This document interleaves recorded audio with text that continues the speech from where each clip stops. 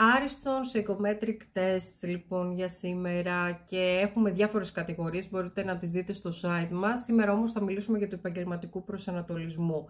Εδώ υπάρχουν δύο κατηγορίες. Ένα το Candidates που αφορά τους μαθητές λυκείου, ποια κατεύθυνση να ακολουθήσουν, ποια επιστημονικά πεδία να διαλέξουν ή μέχρι και πώς να συμπληρώσουν το μηχανογραφικό τους δελτίο.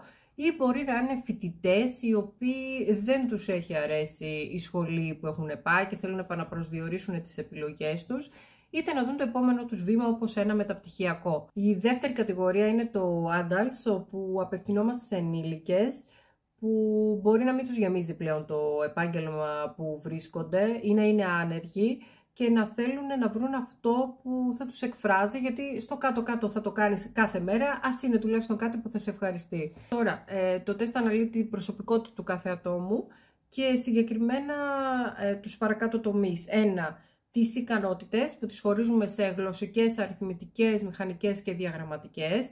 Δύο, την αυτοεκτίμηση και το κομμάτι το πώς αισθάνεσαι εσύ για τον εαυτό σου άσχετα με τη γνώμη των άλλων και πώς αισθάνεσαι για το κοινωνικό σύνολο και τους κανόνες τους. Τρίτο, τον έλεγχο, όπου εδώ αναφερόμαστε στη δυνατότητα του ατόμου να ελέγξει και τον εαυτό του και το περιβάλλον του. Τέταρτο, τι εργασιακός τύπος είσαι, τι εργασιακή προσωπικότητα, παραδείγματος χάρη είσαι συμβατικός, είσαι καλλιτεχνικός, είσαι ερευνητικός. Πέμπτο, τα κίνητρα, τους παράγοντες που δίνεις έμφαση στο επάγγελμά σου και κατ' επέκταση στο εργασιακό σου περιβάλλον. Παραδείγματος χάρη είναι οι απολαβές, είναι η αυτονομία, είναι η αναγνώριση. Και έκτο, μία κλίμακα στην οποία υπάρχουν 19 κατηγορίες και βλέπουμε σε ποιες επιστήμες η επιστήμη έχεις κλείσει. Τέλος, να πω ότι προτείνονται και συγκεκριμένα επαγγέλματα και ειδικά στο κομμάτι των candidates υπάρχει ειδικό παράρτημα για το πώς να συμπληρώσει το μηχανογραφικό σου δελτίο. Νομίζω σας κάλυψα πλήρως και αν όχι μπορείτε να το συμπληρώσετε με ένα πακέτο συνεδριών career coaching και να έχετε το ιδανικό αποτέλεσμα.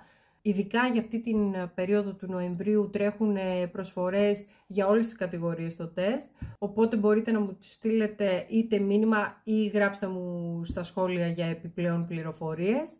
Αυτά. Καλή συνέχεια.